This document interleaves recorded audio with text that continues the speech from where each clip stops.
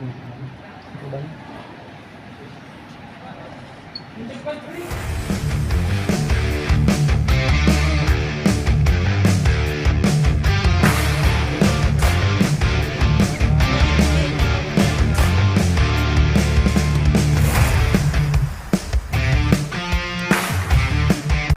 Terima kasih. Assalamualaikum warahmatullahi wabarakatuh. Salam sejahtera untuk kita semua. Perkenalkan Bapak Ibu, saya adalah Octavianus Setiawan selaku kuasa hukum yang menangani beberapa kasus robot trading. Salah satu yang saya tangani adalah Fintripet 8. Nah, kedatangan kami hari ini itu menindaklanjuti sebagaimana terkait laporan Fintripet 8. Ada beberapa hal yang akan kami informasikan dan kemungkinan berita ini akan cukup menghebohkan karena kami hari ini akan mengungkapkan sebuah fakta temuan terbaru. Seharusnya Prof Yeti hari ini hadir ke sini, tetapi kembali lagi penyidik yang menangani kasus Fintripet 8 belum siap dengan pertanyaan yang akan ditanyakan kepada Bu Yenti. Nah, ini ada apa? Penyidik kok seperti ini kerjanya gitu loh. Nah, ada pun beberapa hal yang ingin kita sampaikan adalah Ibu Yenti sebagaimana lampiran yang kita sudah kirimkan kepada rekan-rekan media sudah menyatakan bahwa Fintripet 8 ini adalah murni scam, penipuan.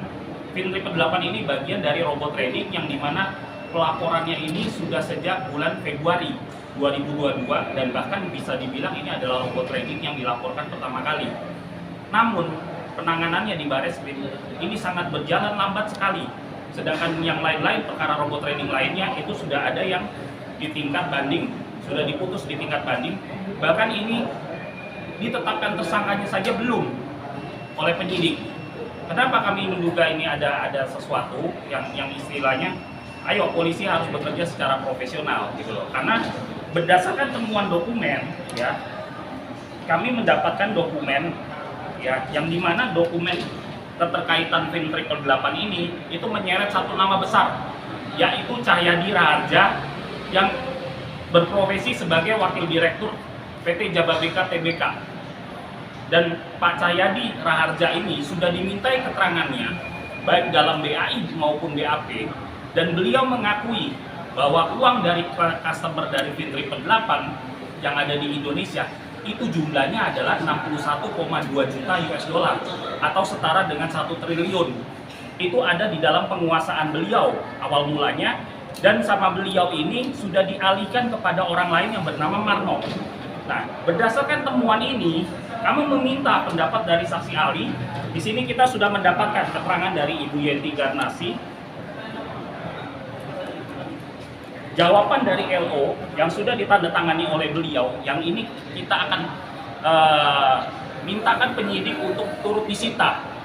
Bahwa adapun isi dari legal opinion yang diberikan Ibu Yenti Garnasi, ahli TPPU yang saat ini cukup dipercaya oleh pihak kepolisian dan instansi-instansi pemerintah lainnya, bahkan nama beliau cukup beberapa kali disebut-sebut oleh Pak Mahfud MD sebagai salah satu sosok pembela tindak pidana pencucian uang yang membela korban.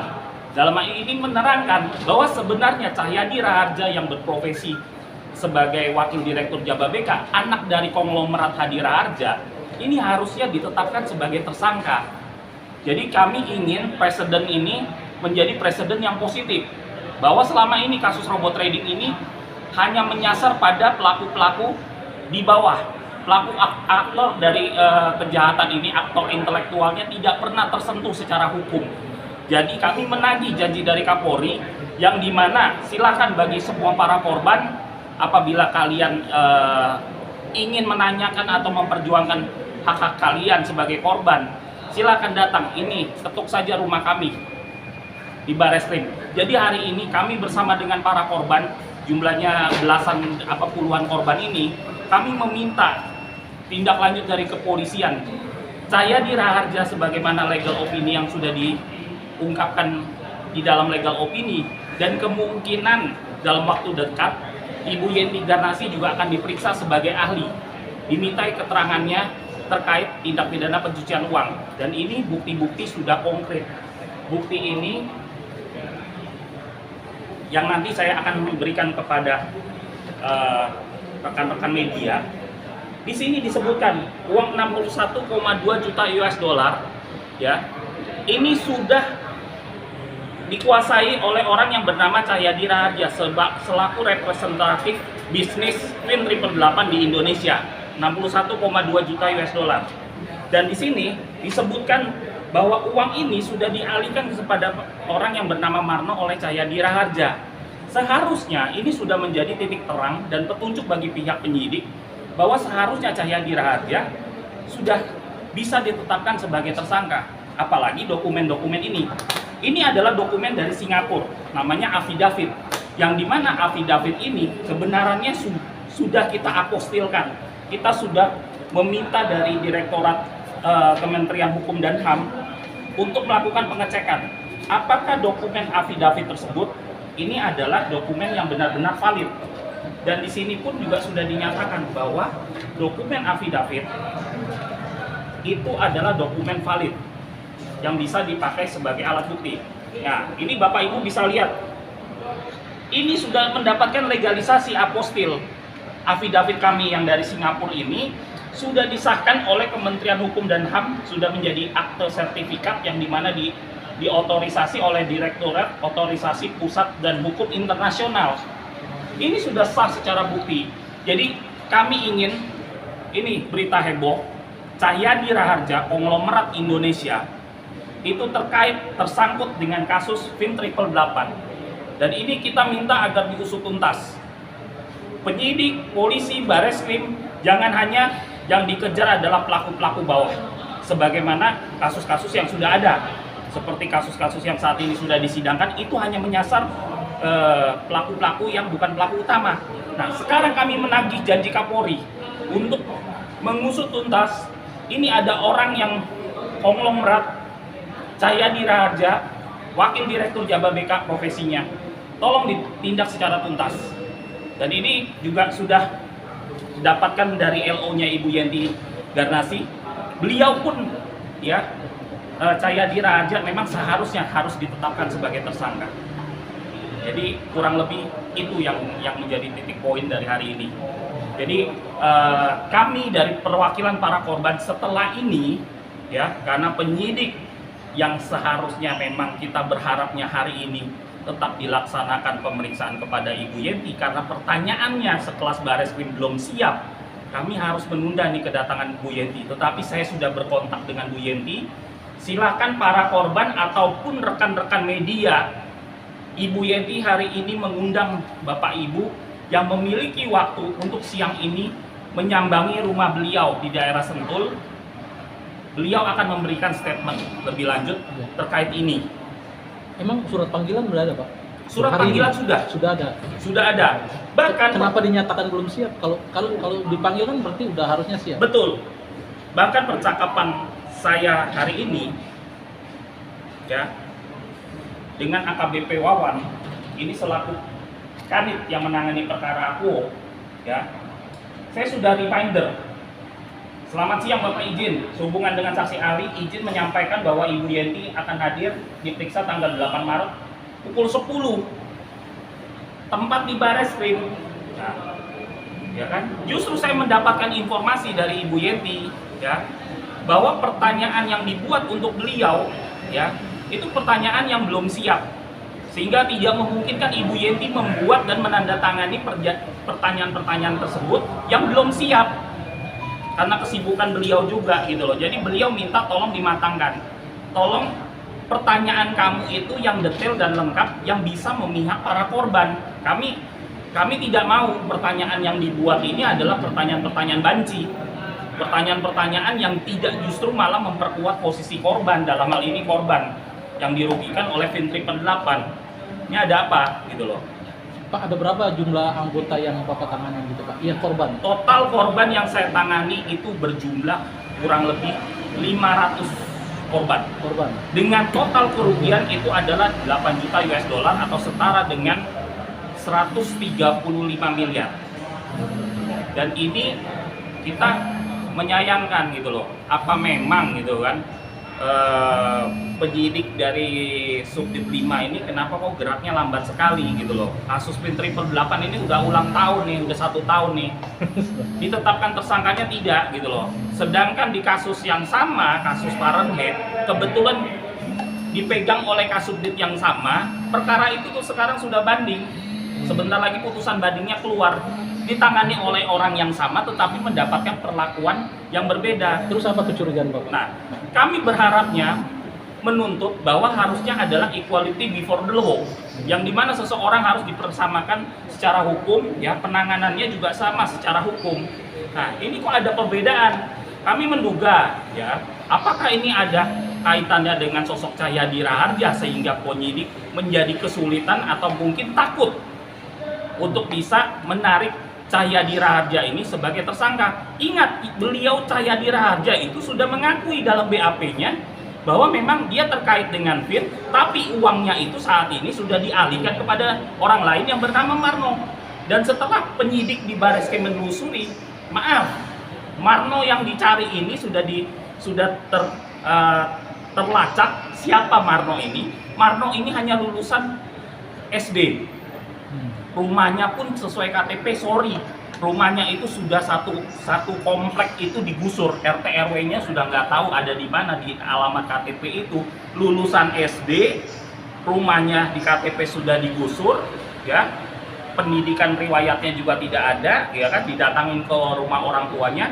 Maaf, rumahnya adalah gubuk reok, tapi dia memegang uang 1 triliun, nggak masuk akal. Sosok yang seperti ini bisa diserahi uang 1 triliun. Nah, dengan dia menyerahkan, ini tindak pidana pencucian uangnya ini harusnya sudah keluar, sudah masuk karena mengalihkan, ya, uang dari hasil tindak kejahatan yang patut diduga ini merupakan tindak kejahatan dari PIN 888. Bang Okta, mungkin saat itu misalkan ke Marno itu kapannya buktinya apa di saat itu kan juga sosok Marno ini kan dari Bapak Bang Okta bilang tadi kan rumahnya udah digusur. Ya. Itu ada nggak sosok orangnya sendiri itu Marno itu sebenarnya? Sosok Marno ada Sosok nggak? Marno. Sosok Marno, Iya. ya, itu Marno ini sosok yang nama yang benar-benar real ada, ya kan? Tapi kami menduga ini adalah boneka yang sengaja ditempatkan oleh pelaku dalang utama, ya. Tapi nggak mungkin masuk di akal seorang yang lulusan SD tidak ada riwayat apa-apa dipasrai uang 1 triliun rupiah. Bukti pengalihannya apa? Pengakuan dari saudara Cahyadi Raharja Pengakuan aja. yang Nggak ada disampaikan oleh Kanit kepada kami, dan juga bukti dari afidavit ini. Bentuk apa diserahkan? Diserahkan. Apakah bentuk cash 1 Atau triliun tahu atau transfer? Ini yang kita meminta kepada penyidik, tolonglah PPATK mulai dilibatkan dan mulai diberdayakan. Telusuri aliran uang ini, yang jelas sudah ada pengakuan dari Cahyadi Raharja, ya, dan juga diperkuat oleh Semtrade selaku broker di Singapura yang menjalankan kasus PIN ini, bahwa ternyata uang dari customer PIN 888 saat ini yang ada di Indonesia itu sebenarnya selama ini tidak pernah ditradingkan di Singapura. Berarti ini sudah kebohongan. Singapura bilang bahwa selama ini customer Indonesia tidak pernah ditradingkan uangnya dikuasai oleh orang-orang Indonesia. Patut diduga nama-nama yang tersebut di dalam afidavit ini, salah satunya adalah Cahyadi Raharja. Ya. Mungkin Bang Okta, sekali lagi. Nah, sosok Marno ini berarti alamatnya ada, KTP-nya ada, apa itu kan? Ada. Ada. Nah, tapi Orangnya fisik belum orang itu ketemu. belum tahu sampai sekarang bentuk orang seperti apa. Belum ada, karena diketahui saat ini orang ini menghilang. Gila. Ya, Menghilang. tetapi nama Marno ini buat salah satu PT yang menjadi penampung dari uang para korban. Masuk ke dalam kan. Sebagai, kalau kita bahasanya kalau di dalam robot trading, exchanger PT, dia sebagai direktur. Nah, tapi latar belakangnya, ingat, ini latar belakangnya sangat mencurigakan. Lulusan SD, ya, rumahnya maaf gitu kan, rumahnya sudah tidak ditemuin karena sudah digusur satu komplek blok, ya, dan juga orang tuanya riwayatnya juga orang tua yang istilahnya bukan orang mampu, dari kalangan keluarga yang tidak mampu, tapi menguasai uang 1 triliun, dan seorang Cahyadi konglomerat yang punya pemikiran, istilahnya punya ilmu lah, ya, punya pendidikan lah, secara sepihak dengan mudahnya menyerahkan 1 triliun uang kepada Marno. Ada apa? Jangan-jangan patut diduga, ya kan?